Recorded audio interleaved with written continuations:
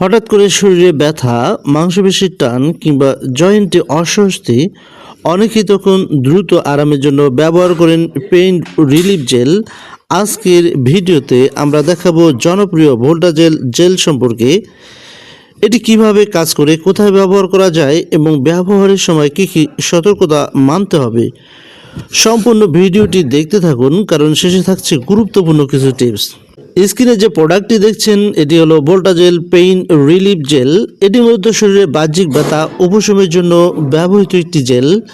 প্যাকেটের তথ্য অনুযায়ী এতে রয়েছে মেন্থল এবং এর সাথে রয়েছে মিথাইল স্যালিসাইলেট এর মতো উপাদান, এবং এর সাথে যে উপাদানটি রয়েছে সেটি হচ্ছে ডাইক্লোরোনাক সোডিয়াম।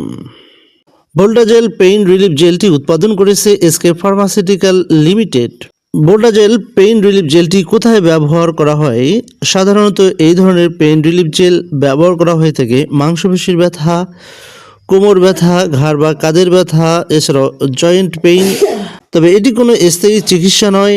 যদি দীর্ঘদিন ব্যথা থাকে তাহলে অবশ্যই চিকিৎসকের পরামর্শ নেওয়া উচিত। জেলটি কিভাবে কাজ করে? মেন্থল ত্বকে ঠান্ডা অনুভূতি তৈরি করে, যা ব্যথার অনুভূতিকে সাময়িকভাবে কমাতে সাহায্য করে।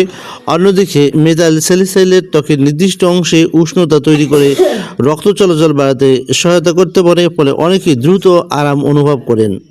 ভোল্টাজেল জেলটি ব্যবহারের নিয়ম: ব্যবহারের আগে আক্রান্ত স্থান পরিষ্কার ও শুকনো করে নিতে হবে। তারপর অল্প পরিমাণ জেল নিয়ে ধীরে ধীরে ম্যাসাজ করতে হবে। দিনে 2 থেকে 3 বার ব্যবহার করা যেতে পারে, তবে অতিরিক্ত ব্যবহার করা ঠিক নয়। কাটা জায়গা, চোখের আশেপাশে বা সংবেদনশীল স্থানে ব্যবহার করা যাবে না। সতর্কতা: যাদের ত্বকে অ্যালার্জির সমস্যা আছে তারা ব্যবহারের আগে সতর্ক থাকুন। ব্যবহারের পর জ্বালাপোড়া বা র্যাশ দেখা দিলে ব্যবহার বন্ধ করুন।